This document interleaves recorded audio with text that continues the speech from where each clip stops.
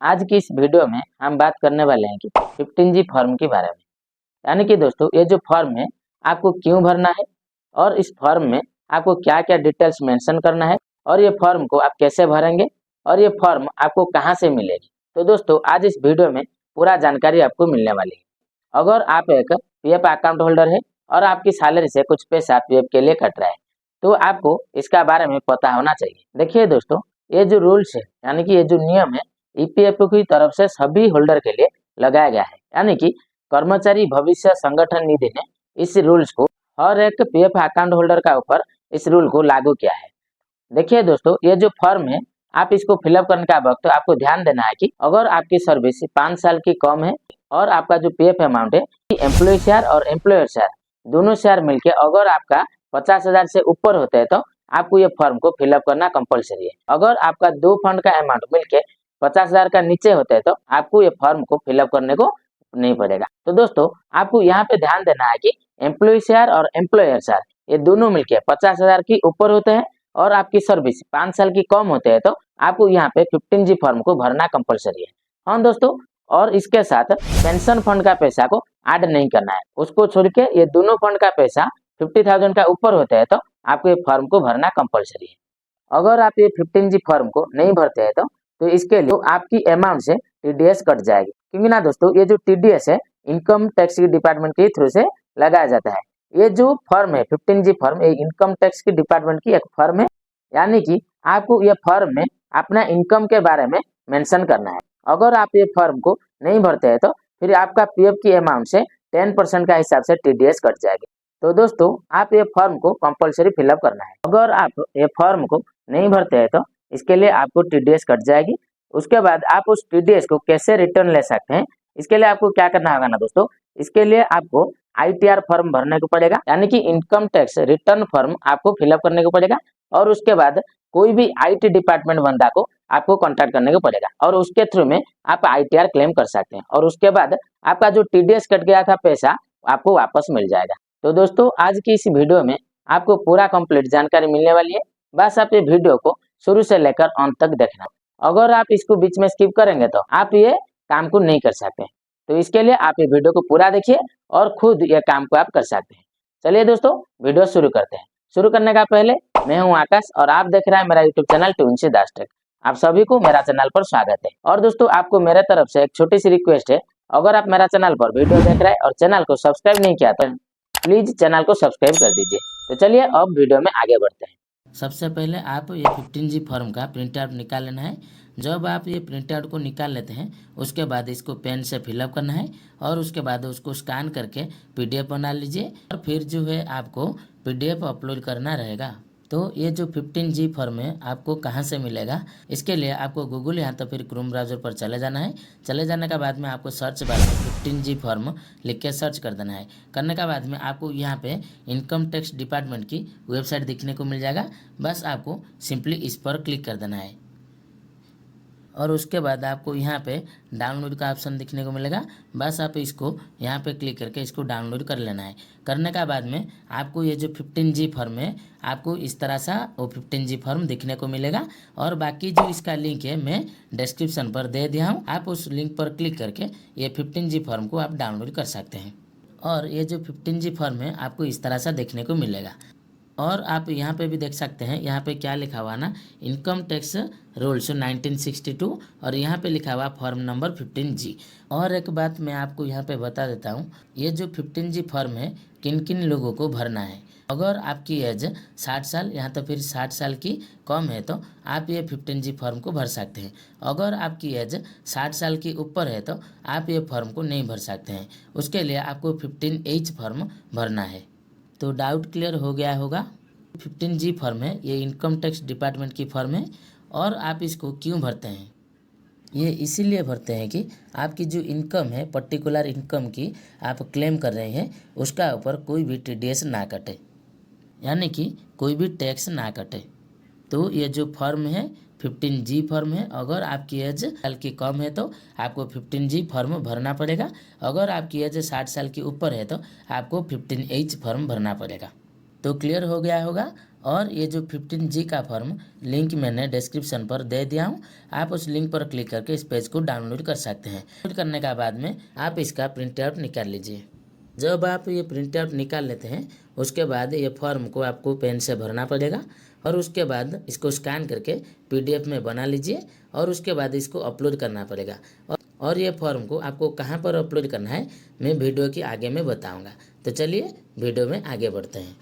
और ये जो 15G फॉर्म को आप कैसे भरना है अब मैं आपको बताऊंगा। सबसे पहले आप इसको डाउनलोड करने के बाद में ये जो फॉर्म है आपको इस तरह सा 3 पेज देखने को मिलेगा। बस आपको ओनली पार्ट 1 पेज को प्रिंट आउट निकाल लेना है। ओनली आपको ये जो पार्ट 1 पेज को भरना है और ये जो पार्ट 2 पेज है यहाँ पे आप देख सकते हैं जो पार्ट 2 पेज है ये आपको नहीं भरना है। ये किन को भरना है ना, आप ये जो फॉर्म को जहाँ पे सबमिट करते हैं उनको ये पार्ट 2 भरना है। और ये जो पार्ट 3 है यानी कि जो तीसरा पेज है इसको भी आप इस तरह से छोड़ दीजिए, इसको आप नहीं भरना है। बस आपको ओनली ये जो पार्ट 1 है इसको भरना है। अब चलिए बस आपको यहाँ पे दिखने को मिलेगा नेम ऑफ एसेस और यहाँ पे एक छोटी सी स्पेस दिखने को मिलेगा। बस आपको यहाँ पे छोटी अक्षरों में आपको यहाँ पे फिलअप कर देना है कि आपका नाम को, यानी कि आपका पैन कार्ड पर जो नाम है उस नाम को आपको यहाँ पे सही सही फिलअप कर देना है।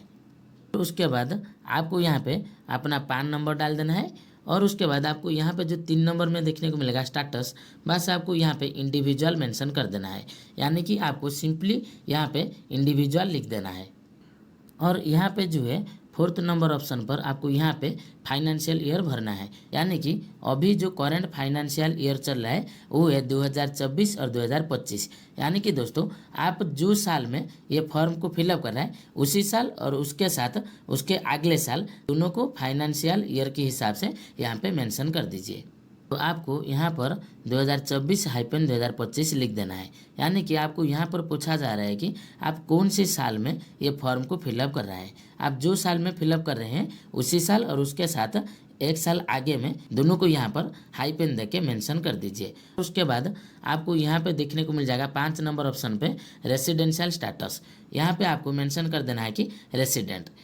और उसके बाद आपको यहाँ पर जो है 6 नंबर से लेकर 12 नंबर तक आपको यहाँ पे मेंशन कर देना है कि आपका पूरा कंप्लीट एड्रेस, यानी कि आपका स्ट्रीट, एरिया, पिन नंबर और आपका स्टेट, ये सारे कुछ आपको यहाँ पे फिलअप कर देना है। अब यहाँ पे आपको आता है कि 13 नंबर ऑप्शन पर ईमेल आईडी, यानी कि आपको यहाँ पे अपना ईमेल आईडी मेंशन कर देना है। और उसके बाद आपको यहाँ पर जो 14 नंबर ऑप्शन दिखने को मिलता है आपको यहाँ पर अपना टेलीफोन नंबर को, यानी कि आपका मोबाइल नंबर को यहाँ पर डाल देना है। और उसके बाद यहाँ पर जो आता है 15 नंबर ऑप्शन, इसको आप बड़े ध्यान से समझना है।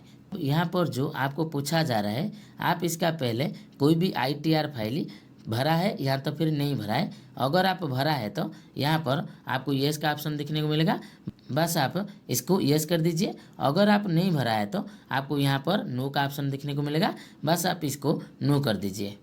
अगर आप कोई भी ITR फाइल भरी है तो आपको यहाँ पर पूछा जाएगा कि आप कौन सा असेसमेंट ईयर में ये जो ITR फाइल को भरे थे। इसके लिए मैं यहाँ पे आपको बता देता हूँ कि असेसमेंट ईयर आपको कैसे पता चलेगा।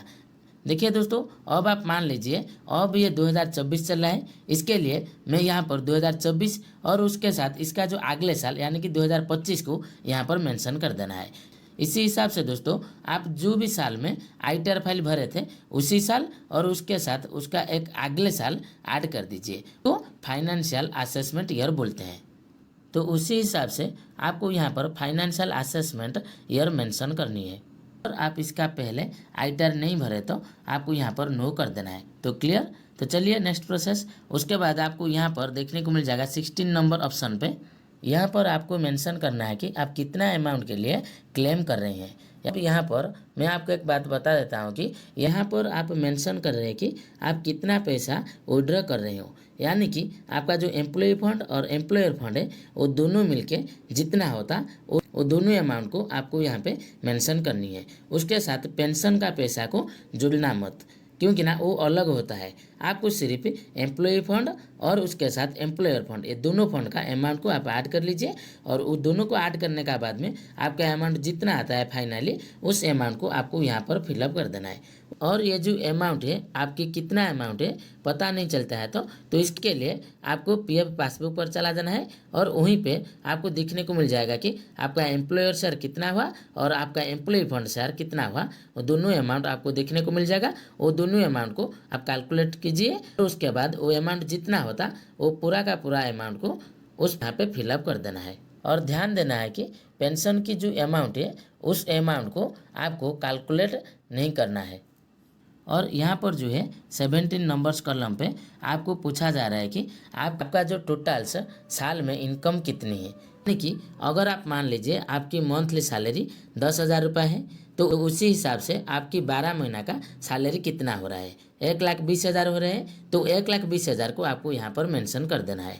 देखिए दोस्तों, ये जो अमाउंट है मैं सिर्फ एग्जाम्पल के लिए लिया हूँ, आप अपने हिसाब से ले सकते हैं और उसके साथ कैलकुलेट करके जितना भी होगा आपका एक साल में जितना होता उस टोटल अमाउंट को आपको यहाँ पे मेंशन कर देना है। और उसके साथ आपका जो पीएफ अमाउंट है यानी कि आप कितना पैसा पीएफ से विड्रॉ कर रहे हैं उसी पैसा को इसका साथ ऐड करके मेंशन कर दीजिए। अगर आप मान लीजिए यहाँ पे आप अपना पीएफ का अमाउंट 60,000 विड्रॉ कर रहे हैं और आपका एक साल की इनकम है 1,20,000 तो उसी हिसाब से आपको यहाँ पर 1,80,000 मेंशन कर देना है। आप भी अपना हिसाब से यहाँ पर मेंशन कर सकते हैं। अगर आपकी हर साल का इनकम 1,50,000 है और आप जो पीएफ विड्रॉ कर रहे हैं वो है 80,000, टोटल वो दोनों को आप कैलकुलेट कीजिए। दोनों अमाउंट मिलके जितना होगा आप उसी अमाउंट को यहाँ पे डाल देना है। और उसके अलावा अगर आपकी कोई दूसरी इनकम है तो आप उसको भी ऐड कर सकते हैं। दोस्तों, आप इस तरह से कॉलम नंबर 17 को फिलअप कर दीजिए। यहाँ पर बात करते हैं कि कॉलम नंबर 18 यानी कि ये जो 18 नंबर कॉलम है यहाँ पर आपको पूछा जा रहा है कि आप इसी फाइनेंशियल ईयर में इसका पहले कोई भी 15G फॉर्म को कहीं पे भी आप भरा है। अगर भरा है तो आपको यहाँ पर यस कर देना है। अगर आप नहीं भरा है तो आपको यहाँ पर नो कर देना है। अगर आप यस करते हैं तो आपको यहाँ पर मेंशन करना है कि आप इसी फाइनेंशियल ईयर में कितने बार 15G फॉर्म को भरा है। आप जितने बार भरे होंगे, अगर आप मान लीजिए आप एक बार भरा है तो यहाँ पे आपको मेंशन कर देना है कि 01। अगर आप 2 बार भरा है तो आपको यहाँ पर मेंशन कर देना है कि 02। तो क्लियर हो गया आप कॉलम नंबर 18 को। और उसके बाद आपको यहाँ पे दिखने को मिल जाएगा कि aggregate amount of income for which from number 15G field. मैं यहाँ पे सिंपली मैं कहना चाहूँ तो आपको यहाँ पे क्या भरना है ना, अगर आप इसका पहले इसी फाइनेंशियल ईयर में कहीं पे भी 15G फॉर्म को भरा है तो उसके लिए आपको यहाँ पे यस कर देना है। अगर आप इसका पहले नहीं भरा है तो उसके लिए आपको यहाँ पर भी नो कर देना है। अगर आप यहाँ पे यस करते हैं तो आपको यहाँ पर उसका टाइम लिखना है, यानी कि आप इसका पहले कितने बार 15G फॉर्म को भर चुके हैं बैंक में या तो फिर कहीं भी जगह में होने दो, कितनी बार आप भर चुके हैं उसके लिए आपको यहाँ पर उसको मेंशन करना है। यानी कि अगर आप मान लीजिए आप इसका पहले एक बार 15G फॉर्म को भरा है तो आपको यहाँ पर 01 लिख देना है। अगर आप दोबारा भरा है तो आपको यहाँ पर 02 मेंशन कर देना है। अगर आप नहीं किया है तो आपको यहाँ पर NA लिख देना है और यहाँ पर भी आपको NA लिख देना है। तो कॉलम नंबर 18 क्लियर। और उसके बाद आपको यहाँ पर देखने को मिल जाएगा कि कॉलम नंबर 19 यानी कि 19 नंबर कॉलम में आपको यहाँ पर देखने को मिल जाएगा सीरियल नंबर। बस आपको यहाँ पर 1 मेंशन कर देना है और उसके बाद आपको यहाँ पर अपना 12 डिजिट UN नंबर मेंशन कर देना है और उसका नीचे आपको अपना मेंबर ID मेंशन कर देना है। और उसके बाद आपको यहाँ पर देखने को मिल जाएगा नेचर ऑफ इनकम, यानी कि आपको यहाँ पर लिख देना है कि PF विड्रॉल यहाँ पे लिख देना है। और उसके बाद आपको यहाँ पे दिखने को मिल जाएगा कि अब आपको यहाँ पर सिंपल मेंशन कर देना है कि सेक्शन 192A। अब आपको यहाँ पर देखने को मिल जाएगा अमाउंट ऑफ इनकम, यानी कि आपको यहाँ पर मेंशन करना है कि आप कितनी अमाउंट यहाँ पर क्लेम कर रहे हैं। आपको क्या करना है ना, यहाँ पे 16 नंबर कॉलम पे चला जाना है। चला जाने के बाद में आप यहाँ पे जितना अमाउंट विड्रॉ के लिए क्लेम किए हैं उसी अमाउंट को आपको यहाँ पे डाल देना है। सेम वही अमाउंट को, कुछ भी अलग नहीं डालना है। जो अमाउंट आप 16 नंबर कॉलम में फिलअप किए हैं उसी अमाउंट को सेम यहाँ पे आप डाल दीजिए। और उसके बाद आपको यहाँ पे पूछा जाएगा कि सिग्नेचर ऑफ द डिक्लेरेंट, यानी कि दोस्तों आप यहाँ पे अपना सिग्नेचर पेन से कर दीजिए। और चलिए दोस्तों अब हम नीचे की तरफ चले जाते हैं। जाने के बाद में आपको यहाँ पे कुछ सवाल पूछा जाएगा, बस आपको यहाँ पे अपना नेम मेंशन कर देना है। और उसके बाद आपको यहाँ पे और एक कॉलम दिखने को मिल जाएगा। यहाँ पे बस आपको यहाँ पे मेंशन करना है कि आपका फाइनेंशियल ईयर कब खत्म हो रहा है, यानी कि अब ये जो 2024 फाइनेंशियल ईयर कब खत्म होगा ना, 31 मार्च 2025। तो आपको यहाँ पे मेंशन कर देना है कि 31 मार्च 2025।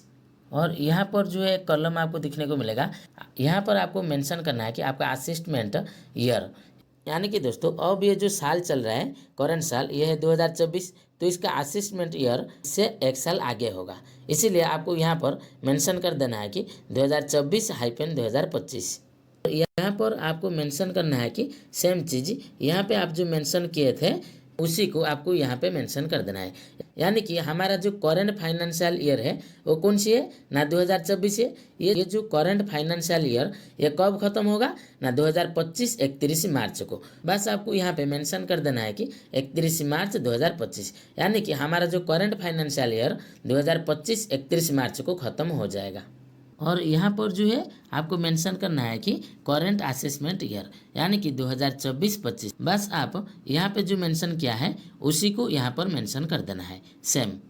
और यहाँ पर आपको अपनी साइन करना है और यहाँ पर आपको अपनी प्लेस डालना है, यानी कि आपका जो स्थान है, जो लोकेशन है यहाँ पर डालना है। और यहाँ पर आपको अपना डेट डालना है, यानी कि आप जो डेट में ये फॉर्म को भर रही है उसी डेट को आपको यहाँ पर डालना है। तो क्लियर। अगर आपकी मन में ये वीडियो को देखने का बाद में कुछ डाउट है तो देखिए यहाँ पे मैं आपको समझा देता हूँ कि अभी जो फाइनेंशियल ईयर है जो चल रहा है फाइनेंशियल ईयर वो है 2024, और इसका जो असेसमेंट ईयर इससे एक साल आगे होगा, यानी कि 2025। अगर आप ये जो फॉर्म को 2025 में भर रहे हैं तो आपको इसका असेसमेंट ईयर 2026 लेना है, यानी कि 2025-2026 इस तरह से उसको लिखना है। और दोस्तों आपकी मन में कुछ डाउट है तो मुझे कमेंट पर बताइए, मैं आपको कमेंट पर जवाब दूंगा। और उसके बाद आप ये फॉर्म को स्कैन कीजिए और PDF फाइल में बना लीजिए और इसको अपलोड कर दीजिए। और ये जो 15G फॉर्म को EPFO पोर्टल में अपलोड करने का तरीका आपको मालूम नहीं तो मैं इसका ऊपर ऑलरेडी वीडियो बनाऊंगा आगे में, तो आप मेरा चैनल को सब्सक्राइब कर लीजिए और उसके साथ बेल आइकन को क्लिक करके ऑन नोटिफिकेशन को ऑन कर लीजिए ताकि मेरा अगला वीडियो आपको देखने को मिल जाए। तो दोस्तों आप इस तरह से 15G फॉर्म को भर सकते हैं, और ये फॉर्म को भरने का बाद में आपकी अमाउंट से कुछ भी TDS नहीं कटेगा, पूरा का पूरा पैसा आपके अकाउंट में आ जाएगा। तो दोस्तों आपको ये वीडियो कैसा लगा जरूर मुझे कमेंट करके बताना, और वीडियो पसंद आया तो वीडियो को लाइक करना और अपना दोस्तों का साथ शेयर करना, और चैनल को सब्सक्राइब करने को बिल्कुल ना भूलेगा, क्योंकि ना दोस्तों मैं आप लोग के लिए ही इतना मेहनत करके वीडियो बना रहा हूँ। सो प्लीज आप मेरा चैनल को जरूर सब्सक्राइब कीजिए। चलिए दोस्तों वीडियो को यहीं पे रखते हैं, फिर मिलेंगे एक और नई वीडियो में। तब तक आप सभी को वंदे भारत।